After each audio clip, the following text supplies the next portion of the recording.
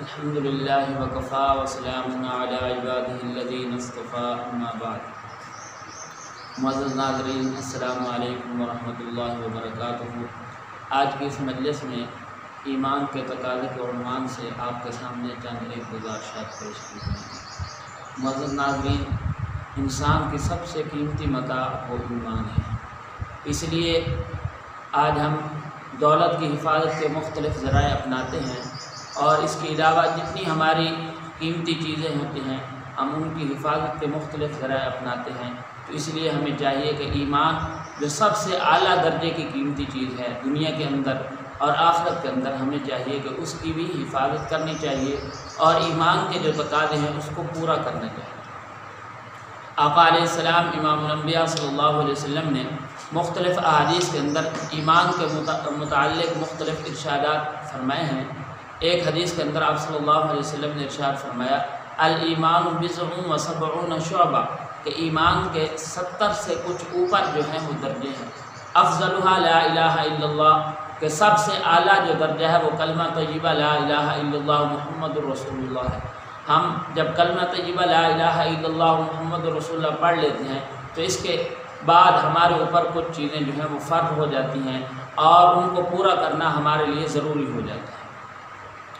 تو ایمان کے بنیادی عقائد میں علماء کرام نے لکھا ہے کہ عقیدہ توحید، عقیدہ رسالت، عقیدہ معاد اور عقیدہ تقدیر یہ ایمان کے بنیادی عقائد میں شامل ہیں، اور اسی انداز کے ساتھ علماء کرام فرماتے ہیں ختم نبوت کا عقیدہ یہ بھی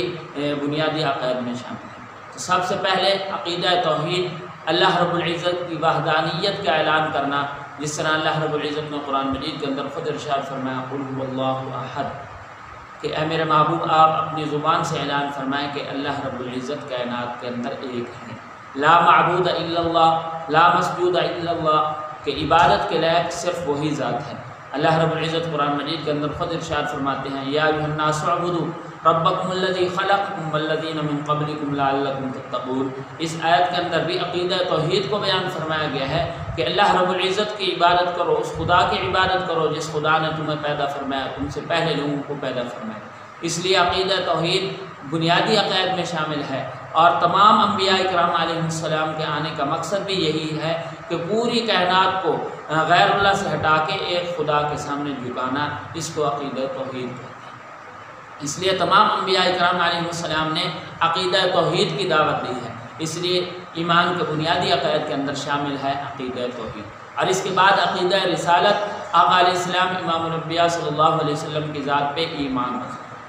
کہ آپ صلی اللہ علیہ وسلم کی ختم نبوت کا اعلان کرنا، کہ آپ صلی اللہ علیہ وسلم کو اللہ رب العزت نے جو مقام عطا فرمایا اس پہ ایمان رکھنا، اور آقا علیہ السلام امام الانبیاء صلی اللہ علیہ وسلم کو امام الانبیاء سمجھنا اور پوری کائنات کے اندر سب سے اعلیٰ سمجھنا، اس کو عقیدہ رسالت کہتے ہیں، کہ آپ صلی اللہ علیہ وسلم کو اللہ رب العزت نے جو مقام، جو مرتبہ، جو شان، جو عظمت عطا فرمائی ہے اس پہ ایمان رکھنا، اور آپ صلی اللہ علیہ وسلم کی ختم نبوت پہ ایمان رکھنا، کہ آپ صلی اللہ علیہ وسلم نے جس طرح خود ارشاد فرمایا انا خاتم النبیین، کہ میں آخری ہوں۔ اور اسی انداز کے ساتھ عقیدہ معاد، آخرت کا عقیدہ، کہ ہم نے دنیا کے اندر ایک مرتبہ مرنا ہے، پھر مرنے کے بعد اللہ رب العزت ہمیں دوبارہ اٹھائیں گے اور وہ دن ہوگا جس کو قیامت والا دن کہا جاتا ہے۔ اس پہ ایمان رکھنا،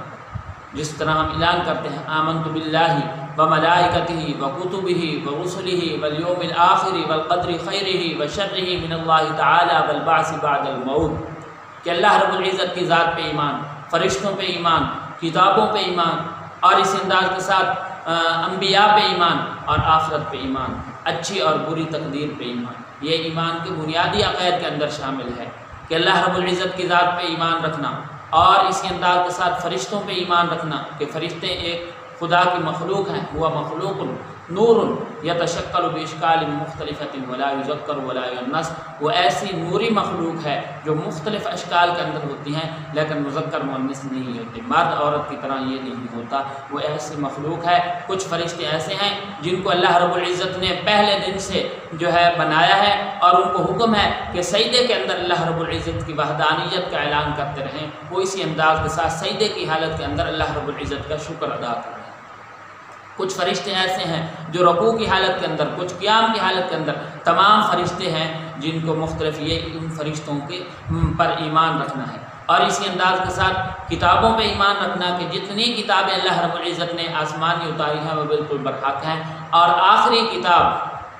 جس کو قرآن مجید کہا جاتا ہے اس پہ ایمان بھی رکھنا اور اس کو پڑھنا اور اس کے تمام یعنی قرآن مجید پہ عمل کرنا یہ بھی ضروری ہے۔ اور اسی انداز کے ساتھ یعنی کہ آخرت کا عقیدہ، اچھی اور بری تقدیر یہ اللہ رب العزت کی طرف سے ہوتی ہے، ان تمام چیزوں پر ایمان رکھنا،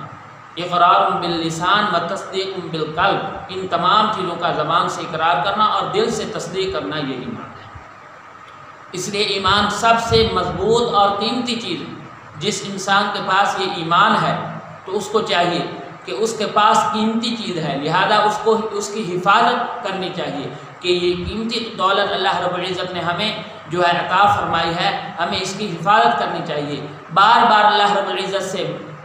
دعاؤں کے اندر دعاؤں کا اہتمام کرنا چاہیے اور اللہ رب العزت سے مانگنا چاہیے کہ اللہ ہمارے ایمان کی حفاظت فرما اور مرتے وقت ہمیں کلمہ طیبہ کی دولت نصیب فرما۔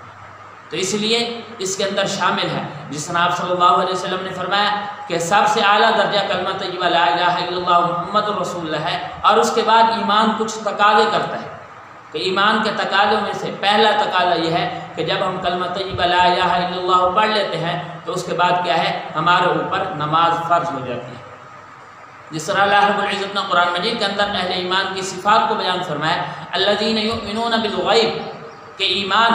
مومن لوگ غیب پر ایمان رکھتے ہیں۔ غیب پر ایمان رکھنے کا کیا معنی ہے؟ اس کا معنی یہ ہے کہ ہم نے اللہ رب العزت کو دیکھا نہیں لیکن اللہ رب العزت کی ذات پہ ہمارا یقین ہے، کہ اللہ رب العزت کی وحدانیت پہ یقین ہے، اللہ رب العزت کی قدرت پہ یقین ہے، یہ اللہ رب العزت کی ذات پہ یقین ہے۔ اور اسی انداز کے ساتھ ہم نے آقا علیہ السلام امام الانبیاء صلی اللہ علیہ وسلم کی زیارت نہیں کی لیکن ہمارا یقین ہے کہ آپ صلی اللہ علیہ وسلم پوری کائنات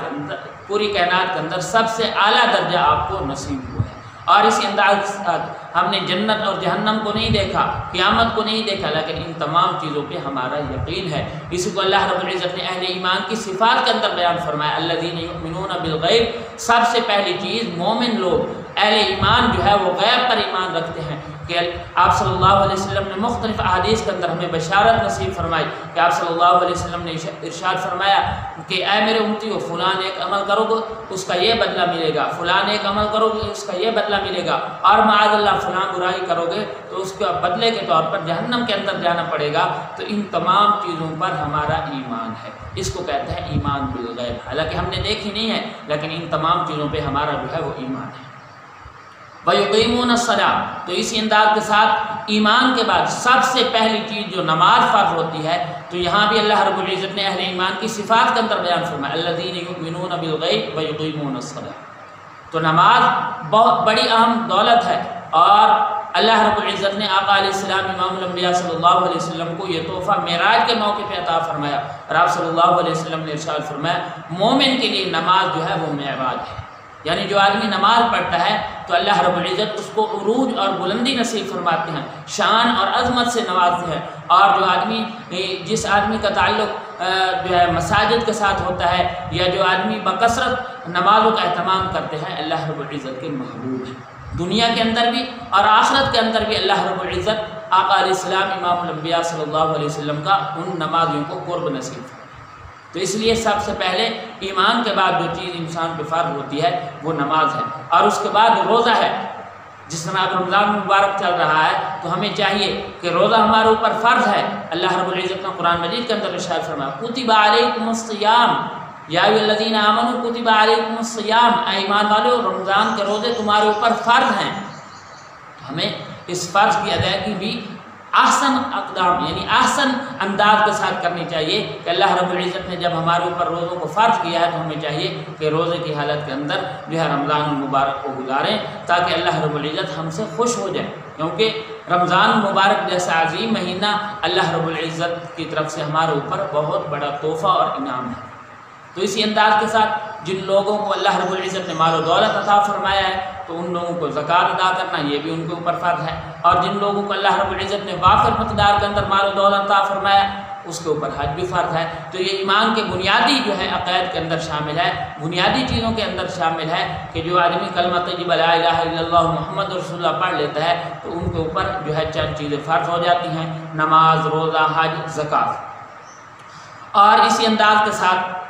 ایمان کے اندر جس طرح مختلف احادیث کے اندر آپ صلی اللہ علیہ وسلم نے کچھ چیزوں کے کرنے کا حکم فرمایا اور کچھ چیزوں سے آپ صلی اللہ علیہ وسلم نے روکا ہے، یہ بھی ایمان ان تمام چیزوں کا بھی تقاضا کرتا ہے۔ اللہ رب العزت نے قرآن مجید کے اندر ارشاد فرمایا وَمَا آتَاكُمُ الرَّسُولُ فَخُذُوهُ، کہ جن چیزوں کا میرے محبوب صلی اللہ علیہ وسلم تمہیں حکم کرے تو ان کو لے لو، وہ کر لو، کیونکہ میرے محبوب صلی اللہ علیہ وسلم کی اطاعت خود اللہ رب العزت کی اطاعت ہے، جن سے آقا علیہ السلام امام الانبیاء صلی اللہ علیہ وسلم خوش ہوتے ہیں، اللہ رب العزت بھی ان سے خوش ہو جاتے ہیں۔ تو اب آپ صلی اللہ علیہ وسلم نے کن چیزوں کا ہمیں حکم فرمایا؟ آپ صلی اللہ علیہ وسلم نے ارشاد فرمایا کہ ہمیشہ سچ بولو، تو ہمیں چاہیے کہ سچ بولیں، کہ آپ صلی اللہ علیہ وسلم نے ارشاد فرمایا الصدق ینجی، کہ سچ کے اندر تمہارے لیے جو ہے وہ نجات ہے، اور آپ صلی اللہ علیہ وسلم نے ارشاد فرمایا سچ بولنا نیکی ہے اور نیکی انسان کو لے جاتی ہے جنت کی طرف۔ اور اسی انداز کے ساتھ آپ صلی اللہ علیہ وسلم نے جو ہے حکم فرمایا والدین کی فرما برداری کرنا، اور والدین کی جو آدمی فرما برداری کرتا ہے اللہ رب العزت ان سے خوش ہو جاتا ہے۔ یہ ایمان ان چیزوں کا تقاضا کرتا ہے کہ جس طرح آپ صلی اللہ علیہ وسلم نے حدیث کے اندر ارشاد فرمایا رضا ربی فی رضا الوالدین، کہ جو آدمی خدا کو راضی کرنا چاہتا ہے اس کو چاہیے کہ والدین کو راضی کرے۔ اسی طرح آپ صلی اللہ علیہ وسلم نے حکم فرمایا کہ بڑوں کا ادب کرو، جتنے بڑے لوگ ہیں ان کا ادب کرو، خواہ وہ اساتذہ ہیں،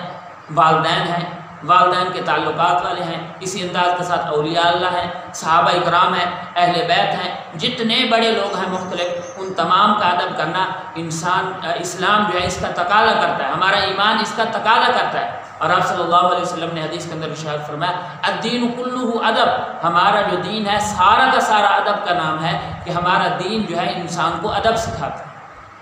کہ فلاں کے ساتھ کس انداز کے ساتھ پیش آنا ہے، بڑے کے ساتھ کس انداز کے ساتھ پیش آنا ہے، دین تمام چیزوں کا تقاضا کرتا ہے اور ہمیں سکھاتا ہے۔ اور آپ صلی اللہ علیہ وسلم نے خود ارشاد فرمایا انما بعثت معلما، میں معلم اور استاد بنا کے بھیجا گیا ہوں، اور آپ صلی اللہ علیہ وسلم نے ان تمام چیزوں کی ہمیں تعلیمات ارشاد فرمائی۔ اور اسی انداز کے ساتھ پڑوسیوں کے ساتھ حسن سلوک کرنا، یہ بھی ایمان، ہمارا ایمان اس چیز کا بھی تقاضا کرتا ہے۔ اور ایک حدیث کے اندر آپ صلی اللہ علیہ وسلم نے خود ارشاد فرمایا کہ حضرت جبریل علیہ السلام بار بار میرے پاس آئے اور مجھے کہنے لگے یا رسول اللہ صلی اللہ علیہ وسلم پڑوسیوں کو حقوق، پڑوسیوں کو حقوق، پڑوسیوں کو حقوق۔ آپ صلی اللہ علیہ وسلم نے خود ارشاد فرمایا مجھے جو ہے اس چیز کا خطرہ ہونے لگا کہ کہیں پڑوسی جو ہے وراثت کے اندر بھی شریک نہ ہو، تو اس لیے پڑوسی، آپ صلی اللہ علیہ وسلم نے ارشاد فرمایا اگر پڑوسی غیر مسلم ہے تو پھر بھی ان کے ساتھ حسن سلوک کرنا، ان کے جتنے حقوق ہیں ان کو ادا کرنا۔ اگر پڑوسی مسلمان ہو تو پھر ڈبل ان کے حقوق ہیں، اور اگر پڑوسی جو ہے مسلمان بھی ہو اور ساتھ رشتہ دار بھی ہو تو اس کے علاوہ اس کے مزید جو ہے حقوق بڑھ جاتے ہیں۔ تو ہمارا ایمان اس چیز کا بھی تقاضا کرتا ہے کہ ہمیں چاہیے کہ پڑوسیوں کے حقوق ادا کریں، کہ اگر پڑوسیوں کو کسی چیز کی ضرورت ہے ان کی ضرورت کو پورا کرنا، اور اگر وہ آپ کے پاس آئیں قرضہ لینے کے لیے ان کو قرضہ دینا، کسی بھی پریشانی کے اندر ان کے دکھ درد کے اندر شریک ہونا، یہ اسلام اس چیز کا تقاضا کرتا ہے، اور ان کی خوشی کے اندر شریک ہونا ایمان اس چیز کا بھی تقاضا کرتا ہے۔ اور اسی انداز کے ساتھ جس طرح آپ صلی اللہ علیہ وسلم نے ارشاد فرمایا کہ مسلمان پر کچھ حقوق ہیں، ان کے اندر کیا ہے سلام کا جواب دینا، یہ بھی اسلام کے حقوق کے اندر اسلام ان چیزوں کا بھی تقاضا کرتا ہے۔ اور اسی انداز کے ساتھ کوئی آدمی بیمار ہو جائے، بیمار کرسی کے لیے جانا، ایمان اس چیز کا بھی تقاضا کرتا ہے۔ اور ایک حدیث کے اندر آپ صلی اللہ علیہ وسلم نے ارشاد فرمایا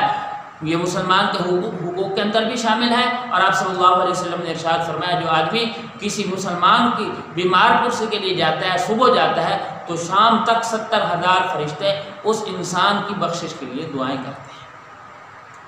اور ہمارا جو حقوق بھی پورا ہو جاتا ہے۔ اور اسی انداز کے ساتھ اتباع الجنائز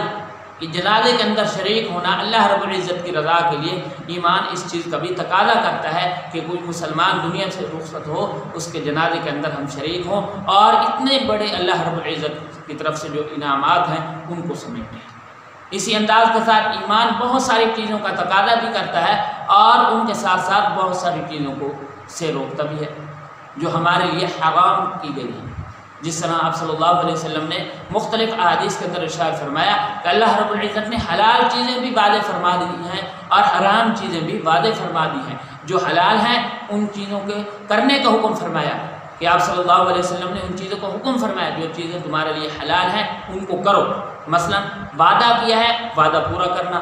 یہ بھی ہم ایمان کا تقاضا ہے، اور اس انداز کے ساتھ سچ بولنا یہ بھی ایمان کا تقاضا ہے۔ کوئی آدمی تمہارے پاس امانت رکھے اس امانت کو پورا کرنا یہ بھی ایمان کا تقاضا ہے۔ اور ایک حدیث کے اندر آپ صلی اللہ علیہ وسلم نے جس طرح ارشاد فرمایا یہ منافق کی 3 نشانی ہیں۔ کیا؟ اذا حدث کذب، جھوٹ بولنا، واذا وعد اخلف، وعدہ خلافی کرنا، واذا اؤتمن خان، امانت کے اندر خیانت کرنا۔ اللہ رب العزت خود قرآن مجید کے اندر حکم فرماتا ہے ان اللہ یأمرکم ان تؤدوا الامانات الی اہلہا، کہ اگر کوئی آدمی تمہارے پاس کوئی چیز بطور امانت رکھتا ہے تو اس کو ادا کرو، ورنہ منافقین کی نشانی کے اندر تم شامل ہو جاؤ گے کہ منافقوں کی یعنی کہ صف کے اندر تم شامل ہو جاؤ گے۔ آپ صلی اللہ علیہ وسلم نے ارشاد فرمایا ان المنافقین فی الدرک الاسفل من النار، کہ منافق کائنات کا سب سے بدترین انسان ہے اور جہنم کے آخری درجے کے اندر ہے۔ تو اس لیے جو چیزیں ہمارے لیے حلال ہیں ان چیزوں کا ایمان تقاضا کرتا ہے اور جو چیزیں ہمارے لیے حرام ہیں ان سے ایمان تقاضا کرتا ہے کہ روکو۔ مثلا کسی کی غیبت کرنا، چغلی کرنا یہ بہت بری چیز ہے، یہ ہمارے لیے حرام ہے۔ اللہ رب العزت نے قرآن مجید کے اندر ارشاد فرمایا وَلَا يَغْتَب بَعْضُكُم بَعْضًا، اے لوگو ایک دوسرے کی غیبت نہ کرو۔ أَيُحِبُّ أَحَدُكُمْ أَن يَأْكُلَ لَحْمَ أَخِيهِ مَيْتًا، کیا تم میں سے کوئی آدمی اس چیز کو پسند کرتا ہے کہ مردہ بھائی کا گوشت کھائے؟ یقیناً کوئی نہیں پسند کرتا۔ فَكَرِهْتُمُوهُ، تم اس چیز کو ناپسند کرتے ہو، لہذا وَاتَّقُوا اللَّهَ، خدا کا خوف اپنے دلوں کے اندر پیدا کرو، کسی کی غیبت نہ کرو۔ جو آدمی کسی کی غیبت کرتا ہے تو ایسا ہے جس طرح اپنے مردہ بھائی کا گوشت کھائے۔ اور ایک حدیث کے اندر حالانکہ زنا اتنی بدترین بیماری ہے، اللہ رب العزت نے قرآن مجید کے اندر ارشاد فرمایا وَلَا تَقْرَبُوا الزِّنَا، زنا کے قریب بھی نہ جاؤ، لیکن اس کے باوجود آپ صلی اللہ علیہ وسلم نے ارشاد فرمایا غیبت بہت بڑی بیماری ہے، فرمایا الغیبت اشد من الزنا، غیبت جو ہے زنا سے بھی بڑی سخت چیز ہے، اس لیے غیبت سے بچنا اور اسی انداز کے ساتھ زنا سے بچنا اور اسباب زنا سے بچنا، گالم گلوچ سے بچنا اور اسی انداز کے ساتھ زبان درازی سے بچنا، کہ زبان جو ہے بہت بڑی اللہ رب العزت کی طرف سے نعمت ہے اور اس کو اچھائی کے اندر استعمال کرنا، جس طرح اللہ رب العزت نے اہل ایمان کی صفات کے اندر بیان فرمایا قد افلح المؤمنون الذین هم فی صلاتهم خاشعون، نماز کی حفاظت کرنے والے والذین هم عن اللغو معرضون، کہ اہل ایمان جو لوگ ہیں وہ لغو اور بیکار باتوں سے جو ہے وہ بچتے ہیں۔ تو اس لیے ہمیں چاہیے کہ جن چیزوں کا اللہ رب العزت نے حکم فرمایا ان کو کرنا اور جن چیزوں سے منع کیا ہے ان سے رکنا، ایمان ان تمام چیزوں کا تقاضا کرتا ہے۔ اللہ رب العزت نے قرآن مجید کے اندر مختلف انداز کے ساتھ اہل ایمان کو خوشخبری سنائی ہے۔ اللہ ولی الذین آمنوا یخرجهم من الظلمات الی النور، کہ اللہ رب العزت ارشاد فرماتے ہیں کہ اللہ رب العزت اہل ایمان کے دوست ہیں، ولی رکھتے ہیں، دوست رکھتے ہیں اہل ایمان کو، اور ان کو اس دوستی کی وجہ سے ایمان والی روشنی عطا فرماتے ہیں۔ یخرجهم من الظلمات الی النور، کہ اہل ایمان کو جو ہے اللہ رب العزت اندھیروں سے نکال کر روشنی کی طرف، وہ روشنی ہوتی ہے جو ہماری دنیا کے اندر کام آنے والی ہے اور جو قبر کے اندر کام آنے والی ہے اور جو کل قیامت والے دن ہمارے کام۔ اور اللہ رب العزت نے قرآن مجید کے اندر ارشاد فرمایا وَبَشِّرِ الَّذِينَ آمَنُوا وَعَمِلُوا الصَّالِحَاتِ، کہ اہل ایمان اور اعمال صالحہ کرنے والوں کو خوشخبری ہے۔ وَالَّذِينَ آمَنُوا وَعَمِلُوا الصَّالِحَاتِ أُولَٰئِكَ أَصْحَابُ الْجَنَّةِ، اہل ایمان سب سے پہلے ایمان جن جن چیزوں کا تقاضا کرتا ہے ان کو کرنا اور جن جن چیزوں سے روکتا ہے ان سے رکنا، اور پھر اعمال صالحہ کرنا۔ اعمال صالحہ ایک ہوتا ہے عمل اور ایک ہوتا ہے اعمال صالحہ۔ اللہ رب العزت نے قرآن مجید کے اندر ارشاد فرمایا فَمَن يَعْمَلْ مِثْقَالَ ذَرَّةٍ خَيْرًا يَرَهُ وَمَن يَعْمَلْ مِثْقَالَ ذَرَّةٍ شَرًّا يَرَهُ۔ جو آدمی ایک رائے کے دانے کے برابر اچھائی لائے گا وہ بھی عمل ہے، ایک رائے کے دانے کے برابر برائی لائے گا وہ بھی عمل ہے، لیکن اعمال صالحہ وہ ہوگا جو اچھا ہوگا اور وہ اللہ رب العزت کی رضا کی خاطر۔ اللہ رب العزت نے قرآن مجید کے اندر ارشاد فرمایا وَالْعَصْرِ إِنَّ الْإِنسَانَ لَفِي خُسْرٍ إِلَّا الَّذِينَ آمَنُوا وَعَمِلُوا الصَّالِحَاتِ، کہ تمام لوگ خسارے میں ہیں لیکن إِلَّا الَّذِينَ آمَنُوا وَعَمِلُوا الصَّالِحَاتِ،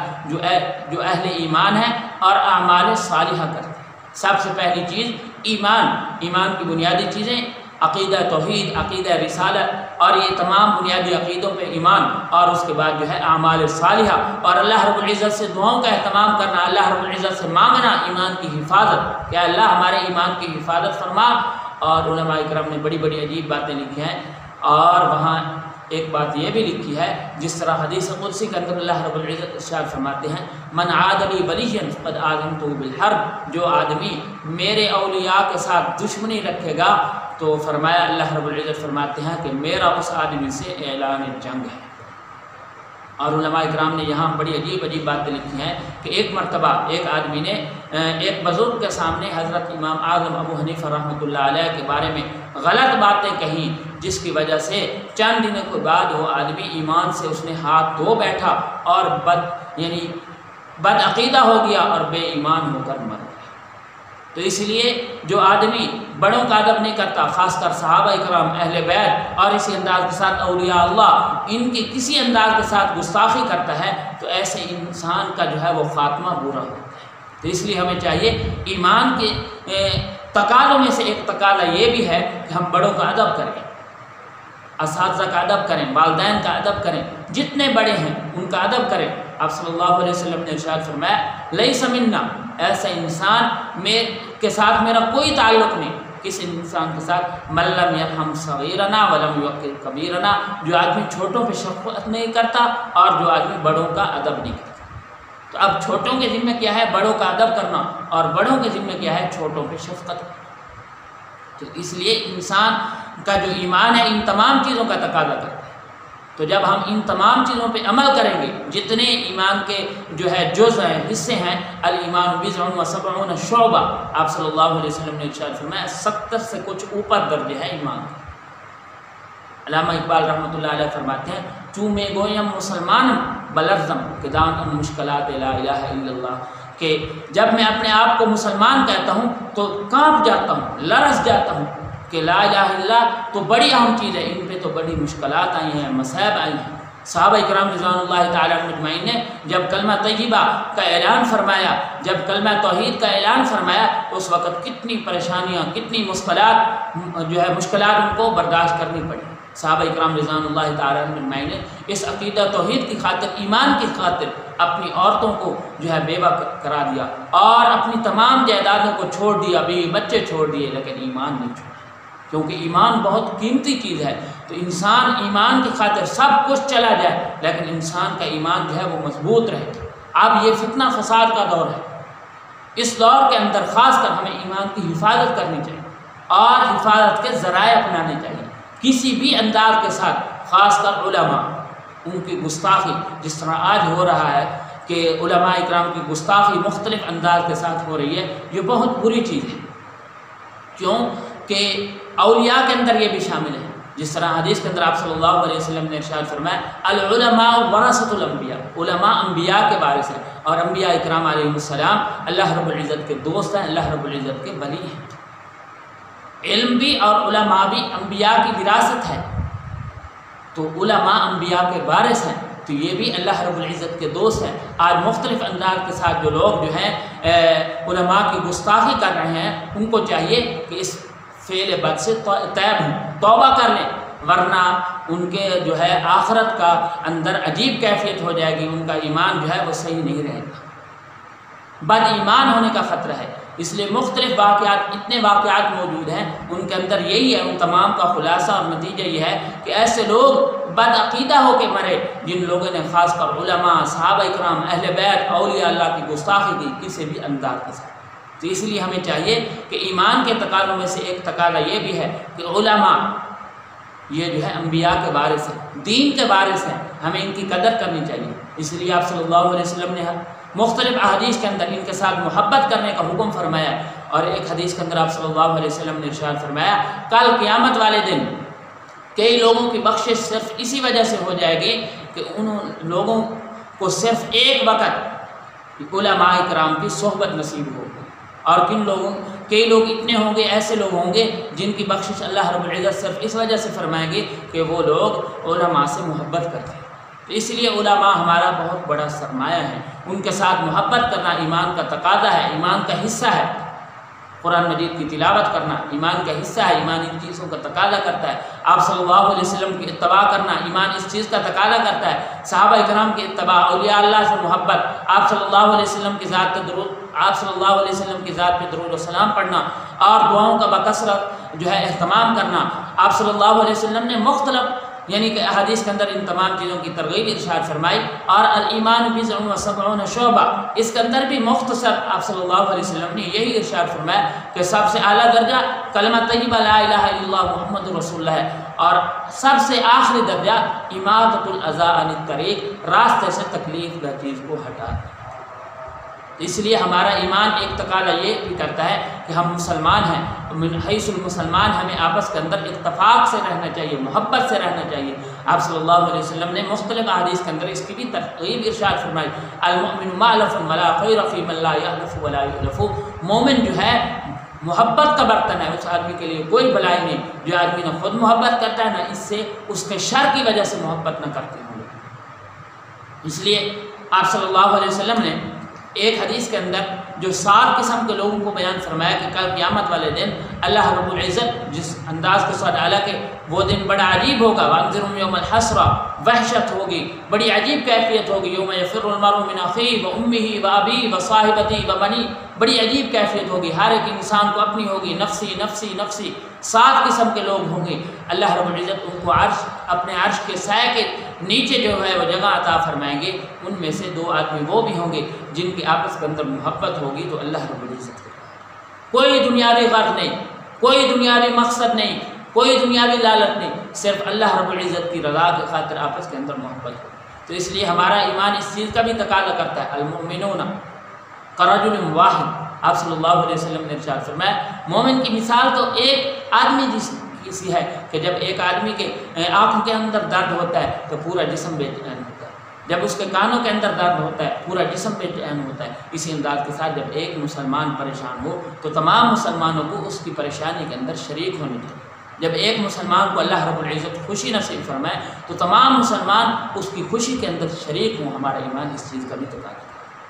تو اس لیے بہت ساری چیزیں ہیں آپ صلی اللہ علیہ وسلم نے مختصر بیان فرمائی، اور ان تمام کا خلاصہ یہی ہے کہ جن جن چیزوں کا آپ صلی اللہ علیہ وسلم نے حکم فرمایا ان پہ عمل کرنا، اور جن جن چیزوں سے آپ صلی اللہ علیہ وسلم نے روکا ہے ان سے رکنا۔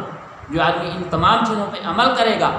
ایمان کی حفاظت کرے گا، سب سے پہلی چیز ایمان، اور اس کے بعد اللہ رب العزت سے رو رو کے مانگنا کہ اللہ اعمال صالحہ کی ہمیں توفیق دے، اعمال صالحہ کی بھی توفیق ہوگی۔ اور پھر اللہ رب العزت نے قرآن مجید کے اندر مختلف انداز کے ساتھ ارشاد فرمایا، خوشخبری فرمائی، وبشر الذین آمنوا وعملوا الصالحات ان لهم جنات تجری من تحتها الانہار، کہ اہل ایمان کو اللہ رب العزت نے خوشخبری سنائی ہے، والذین آمنوا وعملوا الصالحات اولئک اصحاب الجنہ، کہ ایمان اور ایمان کے ساتھ ساتھ اعمال صالحہ، وہ اعمال صالحہ کہلاتے ہیں جو اللہ رب العزت کی رضا کے ساتھ خاطر انسان کرتے ہیں۔ اللہ ولی الذین آمنوا یخرجهم من الظلمات الی النور۔ تو یہ تمام چیزیں ہیں، ایمان ان تمام چیزوں کا تقاضا کرتا ہے۔ جو آدمی ان تمام چیزوں کو پورا کرتا ہے آخرت کے اندر ان لوگوں کو اللہ رب العزت نے بڑی خوشخبری سنائی۔ تو اس لیے ایمان صرف کلمہ طیبہ کا نام نہیں ہے۔ آج کے لوگوں کو اللہ رب العزت نے قرآن مجید کے اندر جو ہے خطاب فرمایا، یا ایھا الذین آمنوا آمنوا، کہ اے ایمان والو اپنے ایمان کو درست کرو۔ مطلب کیا ہے کہ صرف زبان سے تم جو ہے کلمہ طیبہ پڑھ لیتے ہو، اور ایمان کے تقاضے ہیں کہ انسان کو چاہیے کہ وعدے کو پورا کرنا، انسان کو چاہیے سچ بولنا۔